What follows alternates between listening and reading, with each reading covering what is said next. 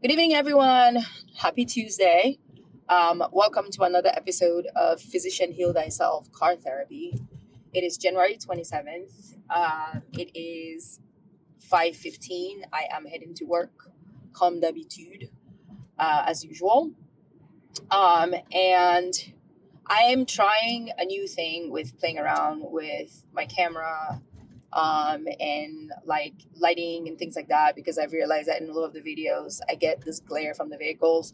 So this video might be a little shaky because the camera is sitting on a contraption that is, my phone is a little too heavy for the holder.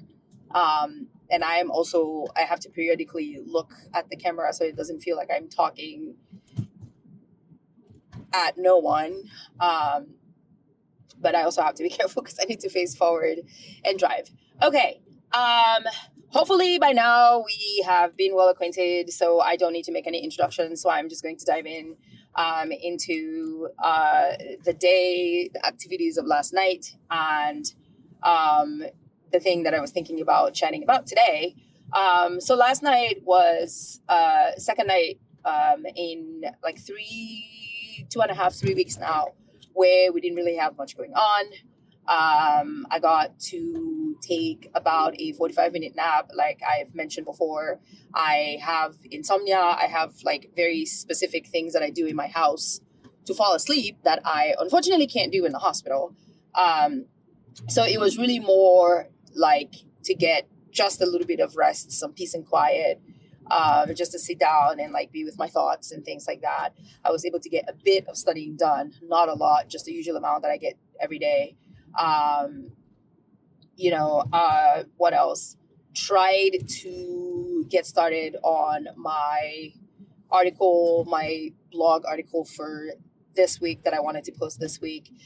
Nothing really, just I wanted to talk about the books that I read last year, which were quite a few, because I had challenged my husband last year to a competition for who could read the most books in 2025, starting from a little before we moved to Philadelphia until the end of 2025.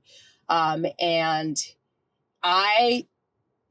he beat me with the number of print books he read, because he does have a little bit of time to sit down and actually read.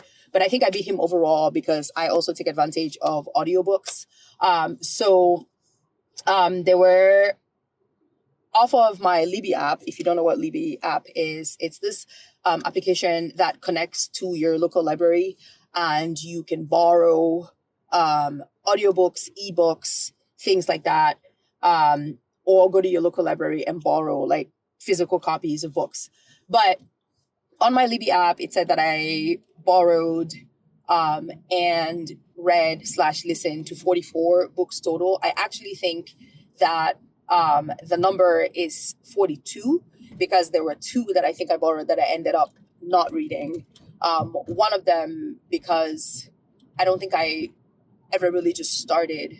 I plan on reading it. It's a book about, it's titled Black Faces, White Spaces, and I think it had to do with hiking and like all these outdoorsy things that have been usually thought to be white people sports and white people venues, that Black people are starting to get into, or are making their way into. And as a person who likes to hike a lot, I'm not like an avid, I don't have the poles or anything, but I do tend to go out and find trails and places to hike in and places to mountain bike in, outer things like that. My husband and I, while I was in Washington, that's something that we did.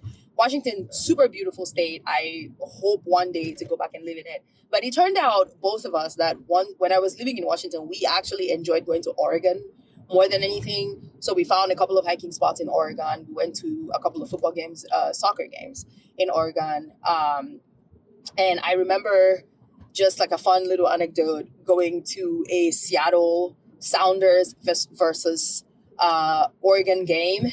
And I am a Sounders fan when it comes to the MLS. Sounders is the team that I love because It had one of their players is the current captain of the Cameroonian national team, Nolu Tohu. I think I'm saying that right. And he's just phenomenal defender, phenomenal player. I think I fell in love with his game the first day I saw him. I was so excited to go to Washington. I think I watched maybe 3 or 4 games while I was there. And one of them, we actually went to Oregon. He wasn't playing, which was really sad. But the reason why that game was interesting was that my husband actually likes the Oregon team. And so I had a Seattle jersey and he had an Oregon jersey. And we unfortunately bought tickets in the Oregon, I think, their like fan stands. So when we went to the lines to go get in, they tried to separate us.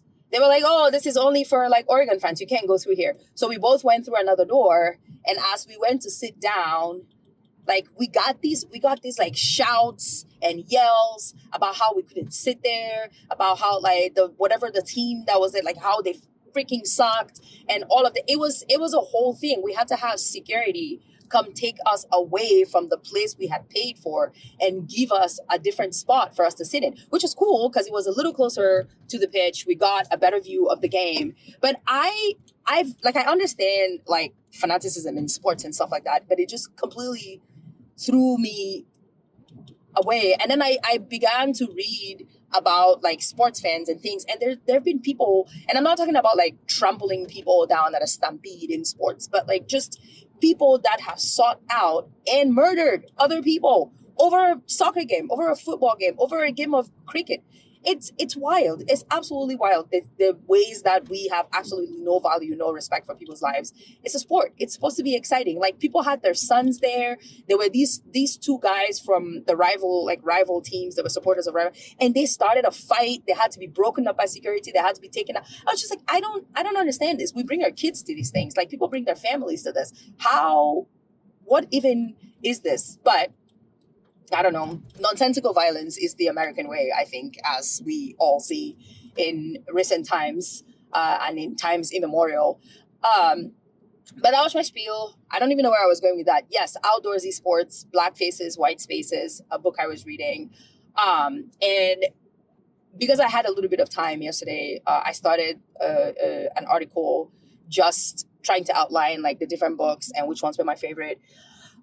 My favorite author that I found completely by accident last year is Fredrik Backman. If you don't know who Fredrik Backman is, you need to go read about this man or read this man's books. He writes absolutely beautifully. Just, it's hard to explain, but I have this fascination with death and dying, not in a morbid way, maybe a little bit in a morbid way. But I had an experience when I was about 29 years old, which in one of these like videos, I'll talk about it a little bit more. But when I was 29, which is when I started medical school, when I was first year of med school, in my embryology class, for some reason, of all the classes, I had this weird, strange, like existential crisis thing that like suddenly developed about like, oh, like this is it. This is what we are. We grow up, we're fetuses, babies, whatever. We grow up, we're adults, we grow old, and we die. Natural progression of things.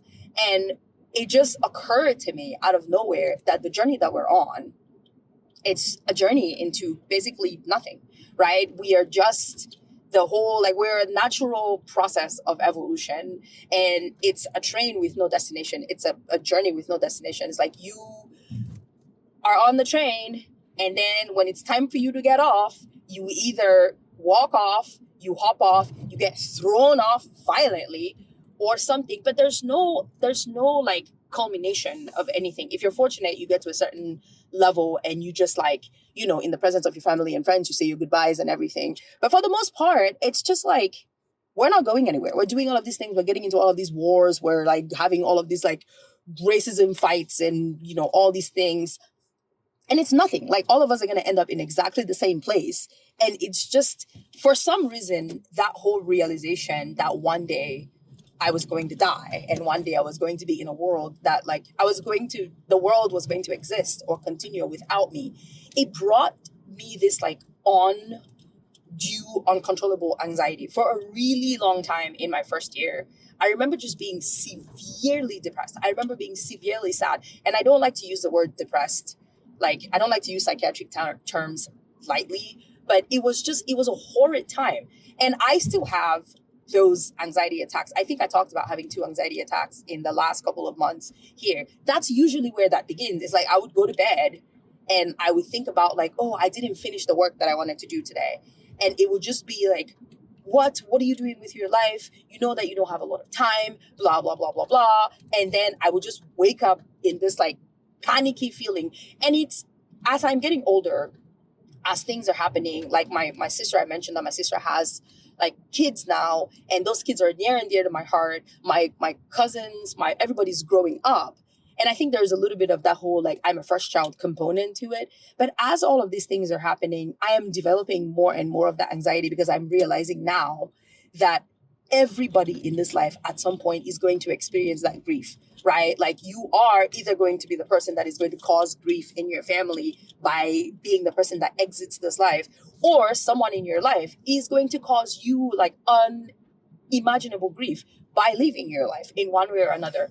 And one of the things that I felt like, I'd always felt like people don't talk about death enough. People don't talk about death and dying enough. And maybe it's because I'm in a healthcare setting now and you are surrounded by people who are dead or dying, right? Like, everybody is slowly dying. That's true. But like in the hospital, there is this, it's there. It's in your face. You see it all the time. If you have somebody that comes in trauma, like, you can really see when blood is oozing out of a person's like various orifices, you can see life like leaving someone.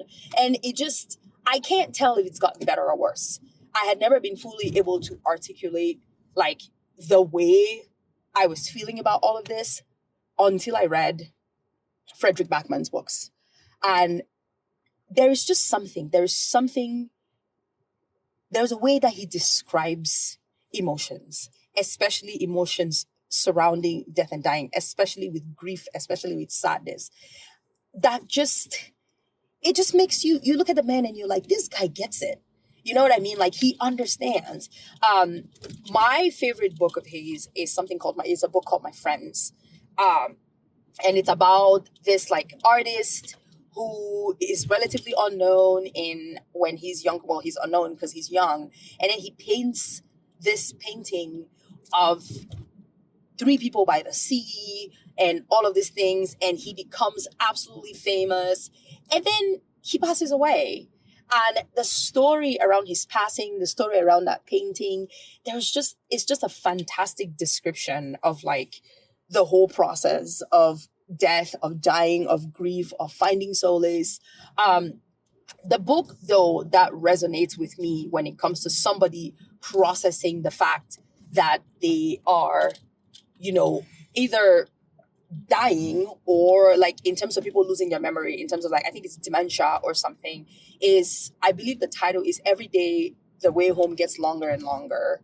And it's an old man and his grandson. And there's like different descriptions of different points in this man's life. And he's talking to the grandfather and he's talking to his grandson. And it's just an absolutely, absolutely fantastic book. He's got, I think, 10 books and like pieces of work out right now.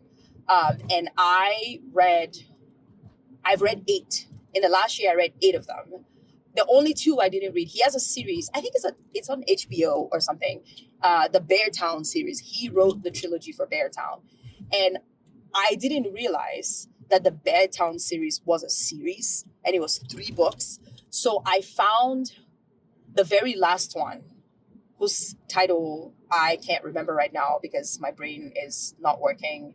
But I read the very last one where it's like a story about this, like, I don't know if I should call them indigenous, but they are in a village town, like not a city. And it's a very tight-knit community, but they've got these 2 rival hockey teams and a bunch of stuff happens. And the person with whom it begins when they're very, very young, I didn't get to read that book and I didn't get to read the second book, but I read the very last one when this person has gotten older, and they have kids, and there's a whole bunch of other stuff going on.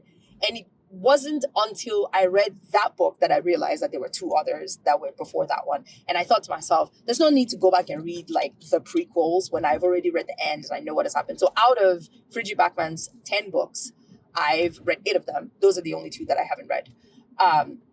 I think he's a phenomenal writer. I think he's absolutely amazing. You know, these kind of people where you're like, oh, I want to be a writer. And then you read somebody's work and you're like, I can't be a writer.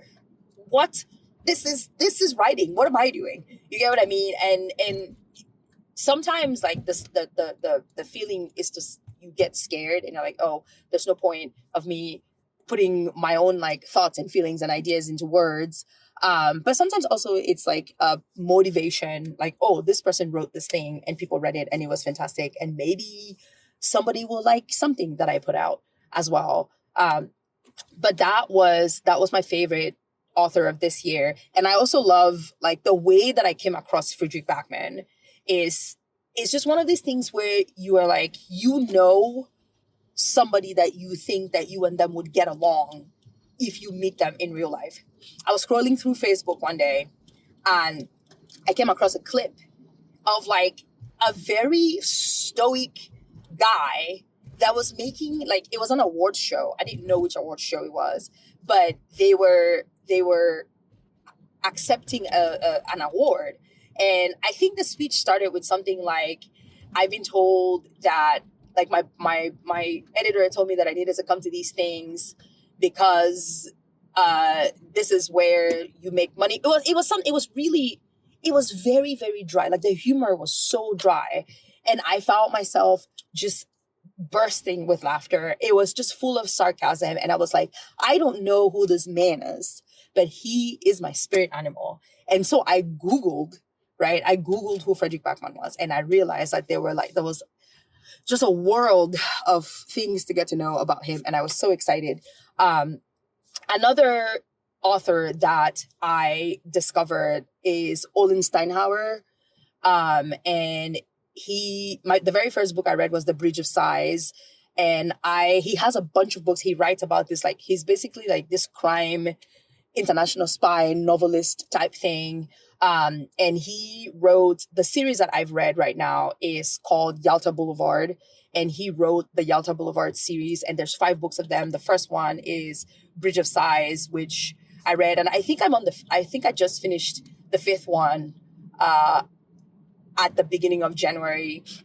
So that was another good one. I read All the Light We Cannot See. I forget who the author is, but I read All the Light We Cannot See because I watched the show. And there was just something about the show that I didn't understand. It was like this girl with magical powers who's blind and who's like, and you know that shows take a lot of liberties. They make a lot of liberties and they cut things in the books and they add some stuff. And I was like, I don't understand what is happening here. I feel in my soul that I should like the show, but for some reason it's not, making sense. And then I read the book and I was like, oh, this makes so much sense. And if you've read the book, you know that like, it doesn't quite have the ending that you want it to have. And I was so heartbroken. And I remember crying because I was like, why didn't they just put these 2 people together? And it was just really sad. Like if you are interested in these books and you have you want recommendations and stuff like that, I don't want to spoil it, but the story was about someone, and so much about someone that you think that the story is going to end with them, and it doesn't. And the book takes them out in such a basic, just absolutely nonchalant way that I can't tell if that is the author's point for all of us to go, what happened? You get what I mean? But it was an excellent book. There were a couple of other ones that I really liked. I read a couple of romance novels because when I was a child, I was very, very invested in romance novels. I read quite a ton. I was a huge Danielle Steele fan. I read all the Bridgerton books before Bridgerton was ever a concept in the movie industry. And I think this is something that I didn't want to give up in residencies, that I didn't want to give up like my extracurricular readings. Last year, when it comes to the other thing that I love is reading medical fiction or like just medical history. And one of my absolute favorite medical history book thing that I read was The Emperor of All Maladies by Siddhartha Mukherjee. I knew I was going to say that right. Emperor of All Maladies by Siddhartha Mukherjee. It talks about the history of cancer, and it is a fantastic read. It is just like one of my things with writing that I always fear is that I feel like I would be lazy and complacent and I wouldn't do excellent research on whatever like story or thing that I was writing. And this book is so well written. It's so well researched. It is absolutely beautiful. It's something that I would recommend. Like if you like medical fiction and stuff like that, you should read it. The book that I read that was just a little strange, but it was like an interesting read. It was Thank God for the Atom Bomb, and other stories Thank God for the Atom Bomb and Other Essays by Paul Fussell. And it was just like someone's opinion piece on like the Hiroshima Nagasaki bomb thing and everything. It was just really interesting to read that opinion. And then there were other essays in there. Pretty cool book. The Oppenheimer story. My husband and I read the Oppenheimer story before Oppenheimer, the movie, came out, which I still haven't watched the movie. But I actually think that the book is really great. It tells you about like this fantastic individual that I think personally was used, as most people are in these times, and then was just discarded when they didn't need him anymore. But there's so much more to the story. There's a lot of nuance. There's all this stuff. It's a great read. So I will attempt to put that in writing and to like list the books that I've read, and put it on my website. And hopefully people find it interesting. And then something that I did before I went to medical school in 2020, I discovered Audible. Like I had started doing audiobooks a long time ago. I think when I still lived in Baltimore, when I was still in undergrad, I used to have the little audio cassette things that you would plug into a Walkman and put the headphones on. And I would do that because like my commute to school was about 2 hours every day. And then I used to work after school. So I would leave my house around 6:00 and I wouldn't get home until midnight. So I would spend the time in between like the train rides and the bus rides and everything like that. I would just listen to these audiobooks. And then I found Audible. And I think as of today, 6 years in, I think I have 196 books on Audible. And I've read probably 150 or listened to probably 150 of them. The reason I stopped using Audible is because I realized you have to pay the $17 every month for a credit. And then I don't think there's any like discounts or anything like that for buying the print book. And then I realized like I wanted the books in print. So it would be double like going to pay and then also going to get print books. The other thing is that when you get to a certain number of credits, so it takes your money every month as a subscription, right? And then you get to 6 credits and it blocks you from getting any more credits. But you also have to use up those credits by a certain amount of time. I think I had like 3 months to use up all the credits or they were going to take it away. There was something that eventually pushed me over the edge because it was a couple of months where they were like, oh, you haven't used these credits. We're going to take them away from you. So I ended up buying very hastily a couple of books that I had thought about listening to. And then I logged off of Audible. I took out my account, and I haven't like looked at it. But one of the things that I started doing on Audible was to listen to, again, the medical fiction books. There are a couple of really great authors there that I found. I'm trying to think of the guy who wrote Admissions. I'll think about it. I'll think of his name. I'll put it either in the description or I'll link a link to my article in the website where I'm going to write his name down. He's a neurosurgeon in the UK, and the way he writes is just absolutely, absolutely fantastic. And then there is Frank Vertosik, who was the heart surgeon. His book I listened to as well. And then there are a couple of other ones that I just feel like if you are a medical person, if you are in the healthcare field, these are just absolutely fantastic reads. If you are a woman in healthcare, there are some good books out there that are geared specifically to like the history of female medicine, or the history of female physicians in medicine, or like pioneers in the medical field that I think are also equally a great read. I wasn't expecting to spend 25 minutes talking about books, but I love discovering new authors. I love discovering new books. My favorite thing that I have discovered right now, and this is not to be cheeky, and this is not like for to join the fray, but 2 weeks into December, a friend of mine at one of my colleagues in residency recommended that I watch the show Heated Rivalry. I was like, no, it's too popular. I have this thing where I don't like joining the masses to do things. Like I've never watched Game of Thrones because everybody watched Game of Thrones, right? I'm waiting for the Game of Thrones hype to completely die down, and then I'm going to watch it. But I was like, let's get into the Heated Rivalry phase. It was like, I was struggling in that week. Like there was a lot of tension. My husband and I were like in a bit of a rut. We were looking for something fun to do. And then we watched Heated Rivalry, and oh my God, the hype, so absolutely worth the hype. It's so great. But Heated Rivalry came from a book, and people had read the books, and I hadn't read the books yet, and I wanted to go read them. So I started with the audio for Game Changers, like the very first book, because I wanted to do it in chronological order to understand how the story unfolded. But the audio for Game Changers, like everybody would agree, absolutely sucks. I can't go past it now. So I'm going back to pick up the books in print and read them that way. Hopefully I enjoy them far more than the audio, because the audio just absolutely did not bring me joy at all. So I'm going to put a list of books together.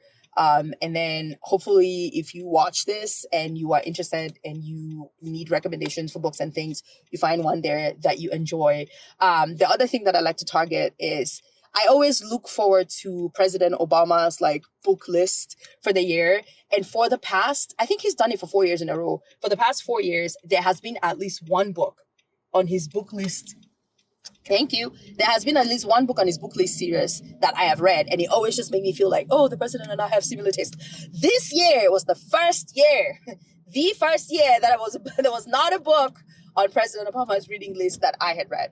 So I'm going to take a look at his 2025 list and find something that I'm interested in. I think the reason is because the book choices were very like African American centered, like African American history, African American literature. And I don't know if I've said it in an episode here or if I've like written about it, but there's just something about like Southern literature, African American literature, that has just been hard for me to grasp. And I don't know if it's because the stories are always centered around like the history, and the history is just really hard to digest. It's really hard to think that people treated people this way and are still treating people this way. Maybe that's why it's always hard for me to read.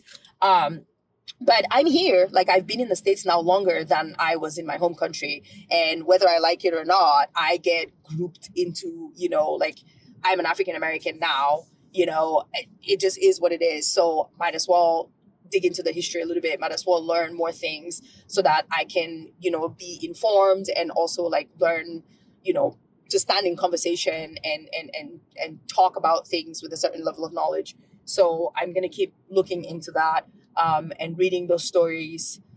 So essentially that's what I'm going to do this week, put together a list of books. That was 30 minutes talking about books. Really wasn't my intention. I was going to tell you guys about like my thoughts on patient etiquette in the hospital, patient and patients' families' etiquette in the hospital. We will talk about that tomorrow because it is something that has been boiling in my belly since I started residency, especially in this area. Anyway, thank you if you've gotten here. Thank you for watching. Thank you for listening. Thank you for being my anonymous, unpaid, unsolicited therapist in the void. I hope you have a fantastic Tuesday, and I will see you tomorrow. Bye. Oh wait, I won't see you tomorrow. That's not true, because tomorrow is Wednesday and we have conference, and I know I normally don't do these videos on conference day. So I will see you on Thursday. Have a good day. Have a good night. Bye.